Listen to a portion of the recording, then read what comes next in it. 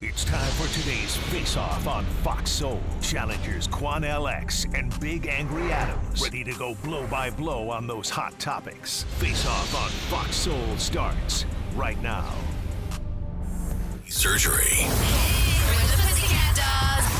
Were the Pussycat Dolls part of the alleged P. Diddy sex ring? Freak-offs. That is the question I'm asking tonight because old tweets have surfaced from a former member of the Pussycat Dolls, someone called Kaya Jones, where she claimed the band was a front for a prostitution ring in the early 2000s. Now, there's articles going back to 2017 where her allegations were first reported on, and at the time they were dismissed. People said she was just bitter that she was dropped from the record label, but now those stories have resurfaced because a lot of her allegations seem to be matching up time-wise, because she said the girls in the group were owned by men in the music industry and passed around for sex. The same allegations that have been levelled at P. Diddy and what was going on in his freak-offs. Watch this space. More coming there. Smallsy surgery. In this round, here's Quan LX. Charles, we just watched a video clip of a podcast, gentleman who has a podcast show, who was talking about a very serious subject matter that's out before the public now, where a former member of the Pussycat Dolls says that her entire group of women, the Pussycat Dolls, was nothing more than a front for prostitution, and that they were used as sexual gifts to give to music executives and high-powered music entertainment figures for sexual entertainment. And I am very shocked and saddened if that was the case, but I wish she was not the only one in 2017 that has come out to say that, and then the others have still not even backed her up in that. But it seems as though what she was alleging in 2017 is now really coming to light about these parties that they attended, even with P. Diddy Combs. You know, it's sad that the Pussycat Dolls were used as giving away music, well, coochie, giving away coochie to music moguls and music executives. And these were some very beautiful women. The Pussycat Dolls, these were some pussycats that were beautiful women. And I'm just shocked and horrified that they would be used as sexual gifts to music moguls. Ashamed. And anybody that got a piece from them around should be prosecuted, put in jail. They should be sitting in jail with Diddy because they were part of a sex trafficking wing, because that was no way to treat the Pussycat Dolls.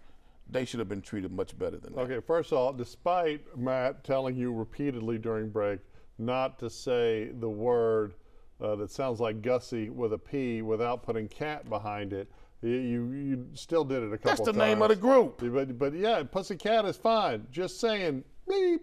But whatever. I mean, first of all, don't you wish your woman was a freak like me? I mean, they weren't hiding the sexuality. Don't you wish your woman was hot like me?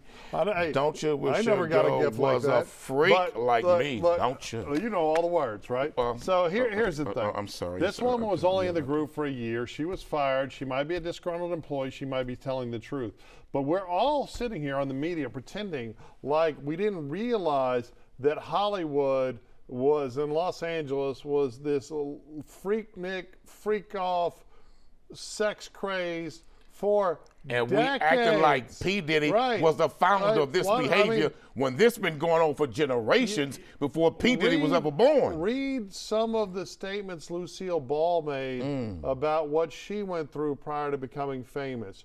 We'll read about Shirley Temple being separated from her mother in the head of a studio coming on to her when she was 12. Hollywood is Holly-weird, right? Now, the only real legal question here is if Kaya Jones and her colleagues were forced or coerced into sexual services, right? Because if they were choosing to get into the party culture, like everyone that went to a freak off wasn't drugged and chose to freak it off. And there were many, many women who enjoyed the freak offs too. Okay. There were many women who enjoyed the financial benefits, who enjoyed the career benefits, also who enjoyed access to celebrities I don't think anyone, and were willing to give sex for that access. I don't think anyone enjoys being held down on the floor of a hotel and punched in the face. I mean, that's a crime. P. Diddy's committed a lot of crimes. But there are women who enjoy having sex with celebrities. He's a gangster. There's a reason. So they can put that on their resume. There's a reason Biggie Smalls, Notorious B.I.G., was done with him, right? And before his assassination. There's all sorts of levels to the hip-hop industry that we're not aware of, but the same levels exist in traditional Hollywood. It is more salacious. I think it's getting more attention because he's a black billionaire celebrity. But this is nothing new. But if they prostituted, this is nothing new. If they prostituted these good Pussycat dolls, okay, it's wrong. Okay, I think that because you find them attractive, you think they're better deserving of protection than other people, which is insane. Let me say this to you. Which is insane. If they prostituted them women, took sexual advance and advantage of those women, mistreated them for their bodies, the Pussycat deserved to be treated better than that. You don't abuse a cat, man. You rub a cat. You know, you rub it on his chin. You know what I'm saying? Kitty, kitty, kitty, kitty, kitty, kitty, meow. I mean, to treat them like that was wrong. And any fool that did that should be held accountable if he really took advantage of those Pussycat dolls. If someone was plucking the whiskers of them Pussycats, right, then they probably need to have a consequence. But it sounds like it is far more likely that this woman who was only in the band for a very abbreviated amount of time, she probably had some bad experiences that she's attributing to others or writing larger. No, for the she might be telling the whole truth. And she may be telling the whole truth. And I would not be surprised. But the thing is, everyone's talking about this in the context of Hollywood and the music industry as if it's shocking. And anyone that's had any experience with either Hollywood or the music industry been going on. is not shocked at all. Right? And many act like they've forgotten the notorious sexual history of the Playboy Mansion. Or we talk about... all the Hollywood stars were there. Here's the thing. There's a reason at midnight they have two sexy men like us talking on TV. Because people are motivated by sex, by design. There's a reason there's so many nerve endings in those spaces that procreate. Because the great designer, God, whomever you want to attribute it to, wanted to create a self-replicating species, right? So they did it by making the replication process amazing. But God did not create that for men to abuse, for men to exploit and bring harm to. And God did not create that for a man to take it from a woman who's not willing to give it. Right, I agree. I think, or a man not willing to give it, or whoever. We shouldn't have sexual assault. What man not willing to give it? There are plenty of men that have been sexually assaulted. What is wrong with you? But at the end of the day, show me one man that's been sexually assaulted by a very beautiful woman. Are any of us shocked that a very beautiful woman, that a band that basically looked like 5 strippers singing turns out to be sexually, I think they were very iconic figures who gave a great contribution to the music industry.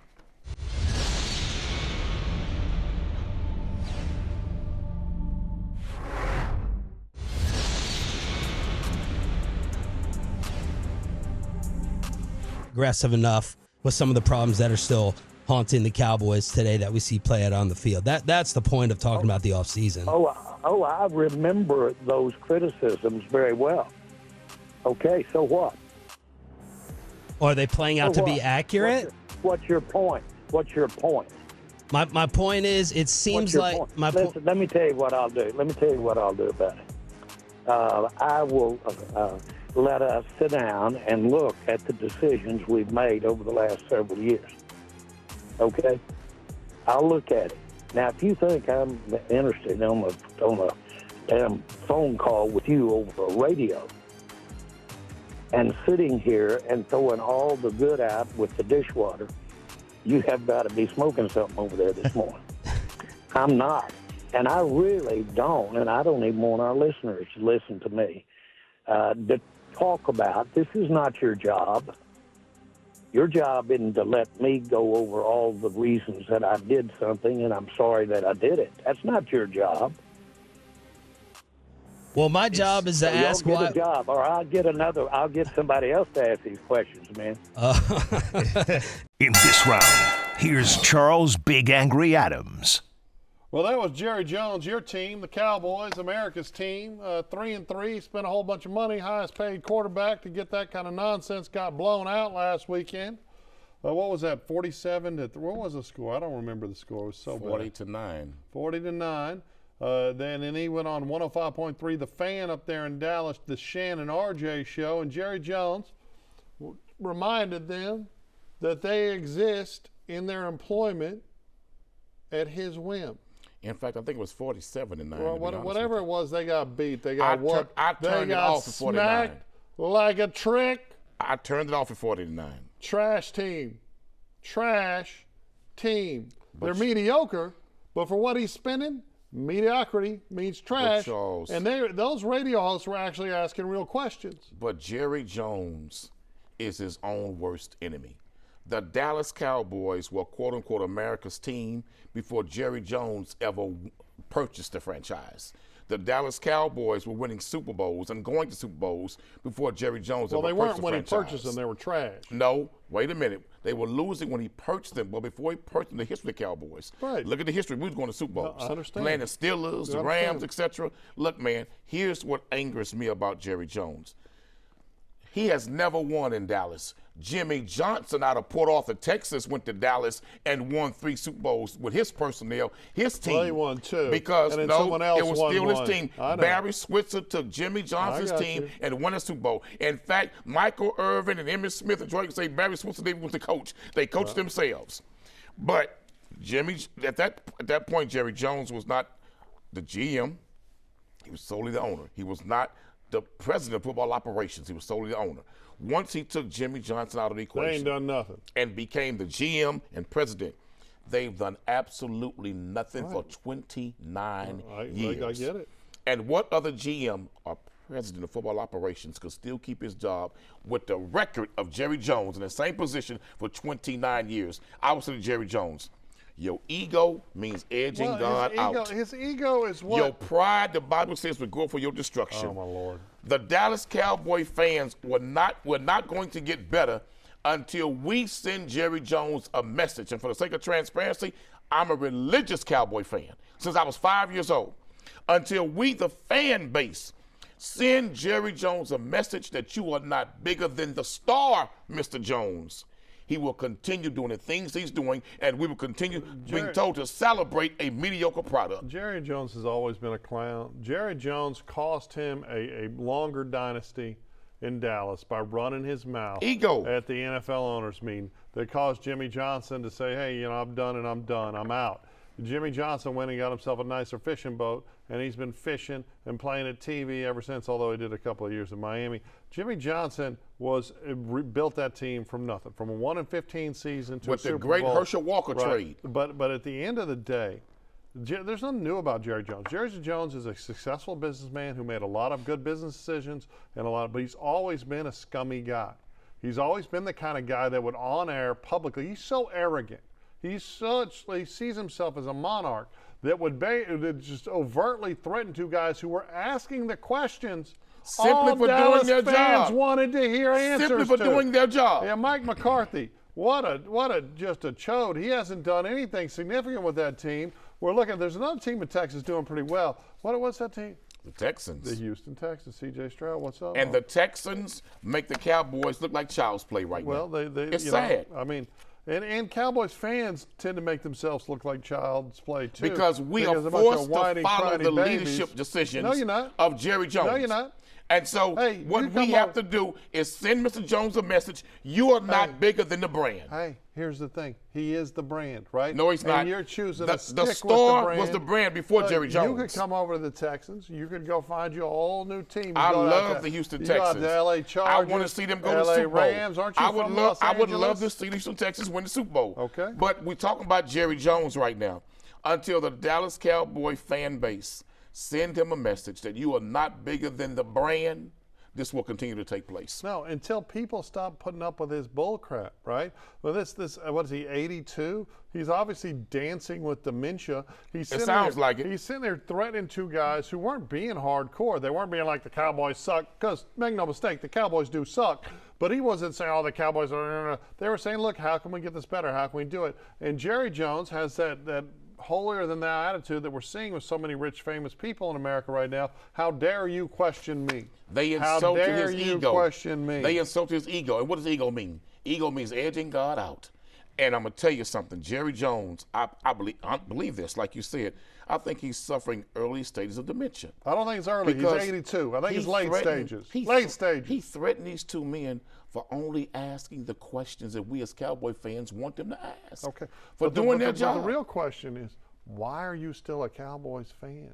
Because I mean, what? Dak, no owner or no player is bigger than the star in Dallas. Okay. The brand is a universal brand that's bigger than individuals. So I can look beyond Jerry Jones. And beyond all the people on the don't team, appreciate him. beyond the coach, beyond anything. Until we get somebody else to take the realm and take charge of making football decisions and football operations, this is going to continue to happen. Why you think not one real coach since Bill Parcells and Jimmy Johnson has been willing to coach under Jerry Jones' ownership? Well, I know, because he's a megalomaniac. But Pathetic. The real question is, why are you still on that tip? Why are you still in love with Jerry Jones and his team and feeding them money? I'm not in love with Jerry Jones. I'm in love with the Dallas Cowboys. I'm going to tell you right now, that's a pretty damn nice stadium. I'll give him that. It's his playpen. I mean, I'll give him that. Jerry built them. Temple of It's Jerry. his playpen. He's great promotions. Hey, good for you, Shannon RJ. Keep up the good work.